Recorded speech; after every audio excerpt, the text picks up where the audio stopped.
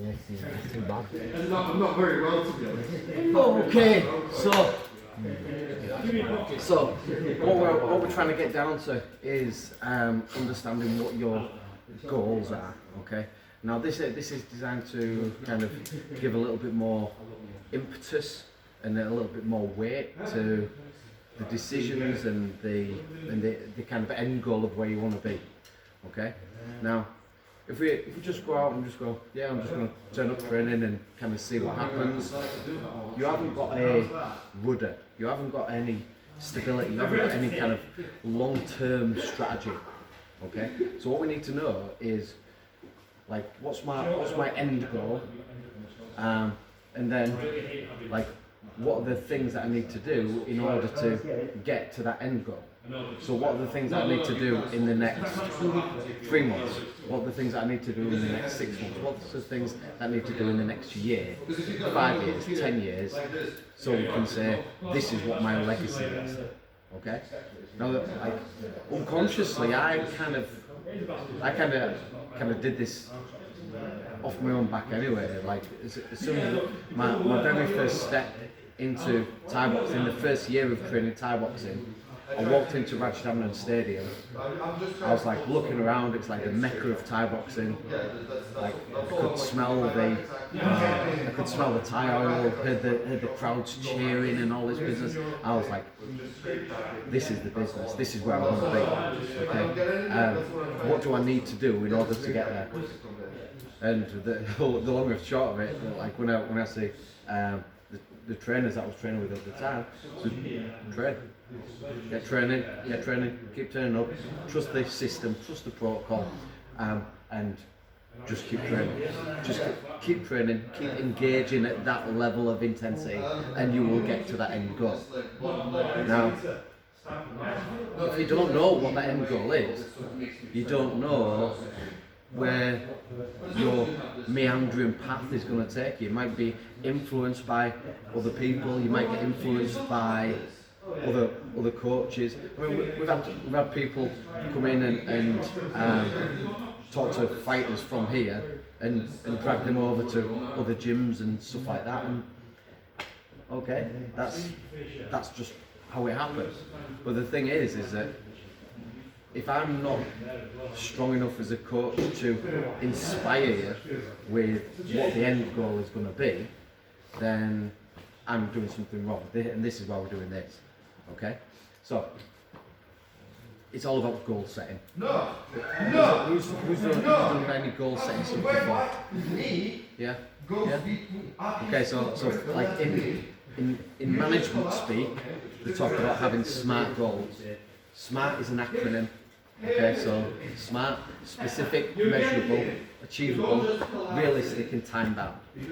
And so therefore it's not I want to be good, because that's not specific enough. Okay?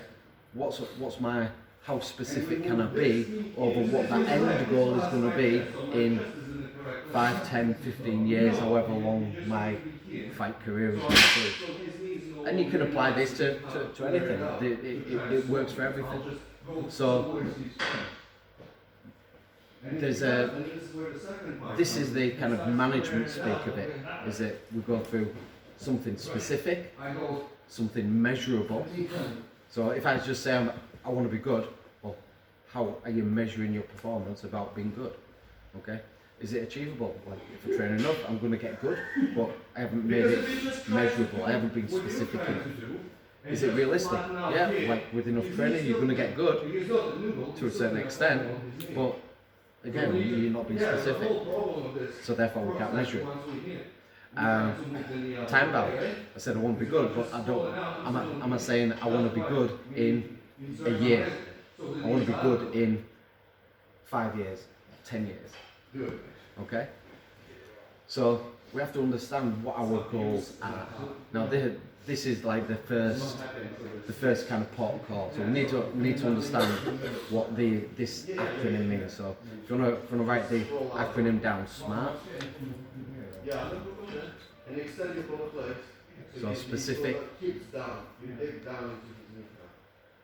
measurable, achievable, and then writing a piece of paper into a leg drag. Realistic. Through the gut down, so that leg. And time bound. Yeah. And because where is that gonna go now? Ed, where are you gonna go? Kick straight, just go side. There you go. Okay, so I might say, right, if I want an achievable goal, okay, if I want something specific, how specific can I be? I want to get a British title You might as well. within 2 years,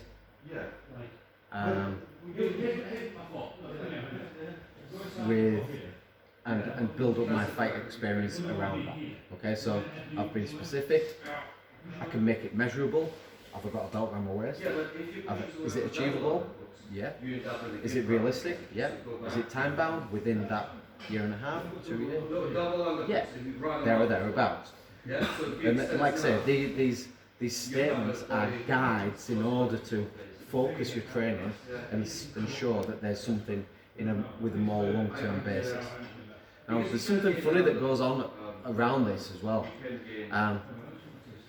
So when we go through this visualization of goal setting, we almost close that loop because we get so embroiled in the detail and visualization of the activity. Okay, so you get your visualizing and putting yourself through that process of what the steps I need to take. I need to do this. I need to do this. I need to do this. Right. Okay. You get a dopamine fix from that. You get an energy. You get a feel good, like ticking a box. Have I achieved it? Neurologically, mentally, you get your little dopamine fix. Like I've planned all that out. It's all ready to go. And then all of a sudden you've closed that loop. You got your dopamine fix, and then all of a sudden you lose that momentum. Okay, you lose your momentum to know what the next step is. Okay, so I put a little spin on it with that with my Yorkshire twang.